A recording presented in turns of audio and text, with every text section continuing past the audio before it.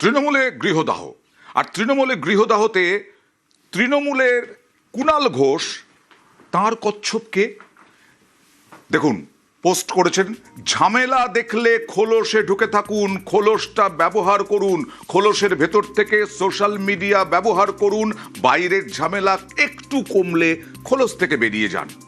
একেবারে সিনিয়রিটিকে সম্মান দিয়ে চলুন, তাদের দেখে শিখুন।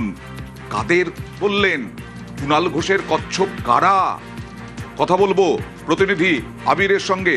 আবির, যারা আমরা গত কয়েকদিন ধরে আলোচনা করছিলাম তো যে 50 জন বিধায়ক হাজির হচ্ছেন না বিভিন্ন জায়গায়, প্রচুর কাউন্সিলর মমতা বন্দ্যোপাধ্যায়ের সঙ্গে বৈঠকে হাজির হচ্ছেন না, এদেরকেই বা সিনিয়রদেরকেই কি টার্গেট করলেন কুণাল ঘোষ? তারাই কি কচ্ছপ কুণালের? সিনিয়র নয়, এর মধ্যে অনেক নেতা রয়েছেন যারা কোনো কাজই করেননি দলের তরফ থেকে, তার অভিযোগ। আচ্ছা, বক্তব্য এর মধ্যে অনেকে রয়েছেন যাদেরকে আইপ্যাক বা তাদের বক্তব্য কুণাল ঘোষের আইপ্যাক বা ক্যামাস্ট্রিডের সহায়তা নিয়ে তারা নানা রকম পদ বাগিয়ে নিয়েছিলেন এবং তারা ক্ষমতার লোভে থাকতেন। তিনি উল্লেখ করেছেন কখনো পুলিশ বা কখনো থানার সাপোর্ট নিয়ে তারা থাকতেন এবং এই করতে গিয়ে ক্ষমতার মেদ তাদের শরীরে জমতে শুরু করেছিল। কিন্তু যেই বিরোধী হয়ে গেছেন এখন তাদের হাঁটু কাঁপতে শুরু করেছে, তারা অবস্থান বদল করতে শুরু করেছেন। তার বক্তব্য হচ্ছে যে পাড়ায় পাড়ায় এরকম প্রচুর নেতা তৈরি হয়ে গেছিল। তার বক্তব্য হচ্ছে যে অভিষেক বন্দ্যোপাধ্যায়ের নামে ফ্যান ক্লাব, তার সচিবের নামে ফ্যান ক্লাব, তার সচিবের যারা বন্ধু তাদের নামেও ফ্যান ক্লাব, এরকম পাড়ায় পাড়ায় এই ধরনের নেতারা এরকম ক্লাব তৈরি করে নেতাদের জন্মদিন, নেতৃত্বের জন্মদিনে কেক কাটতো কিন্তু সংগঠনের কোনো কাজ করতো না। আবার তারাই পাঁচিলের ওপর উঠে বসেছিল। 4 মে ফল বেরোনোর কয়েক রাউন্ডের মধ্যেই তারা দল বদল করে যাচ্ছে বা বিভিন্ন দিকে ঘুরে চলে যাচ্ছে।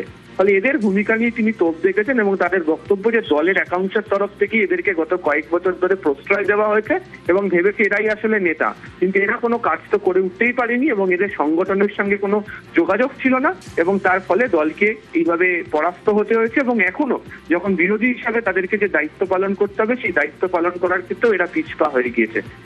কয়েকজন মুখ তারাই এরকম ভাবে সমালোচনা করছেন ঋতুব্রত বন্দ্যোপাধ্যায় বা কুণাল ঘোষ। কুণাল ঘোষ তো এর আগেও তৃণমূলের গৃহদাহতে আগেও সরব হয়েছিলেন।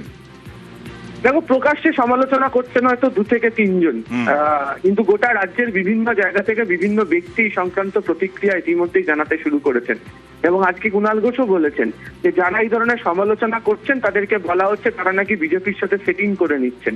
ফলে এই সমালোচনার তত্ত্বে দলের উচিত হচ্ছে প্রত্যেকের বক্তব্য শোনা, সেটিং এর তত্ত্ব তাদের ঘাড়ে চাপিয়ে না দেওয়া। এবং তার বক্তব্য যারা এই ফেসবুকের কল্যাণে আইপ্যাকের সহায়তা নিয়ে নেতা হয়েছিল তারা দলের কি অবস্থা তৈরি করেছেন সেটা সবাই বুঝতে পেরেছেন। ফলে দল এই সমস্ত কচ্ছপদের থেকে যেন সাবধানে থাকেন এবং তিনি বক্তব্যে উল্লেখও করেছেন যে এই সমস্ত কচ্ছপদেরকে সংরক্ষণ করে রেখে দেওয়া হোক, কিন্তু এদেরকে দিয়ে যেন কোনো কাজ না করানো হয়। ওকে, কি বললেন কুণাল ঘোষ আরো দেখুন।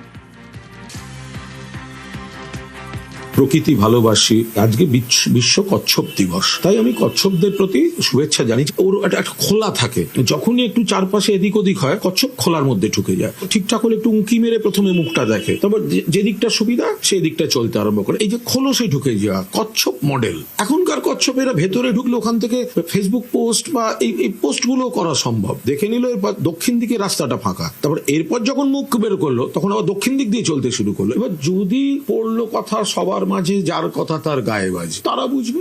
আমি কচ্ছপ প্রেমী।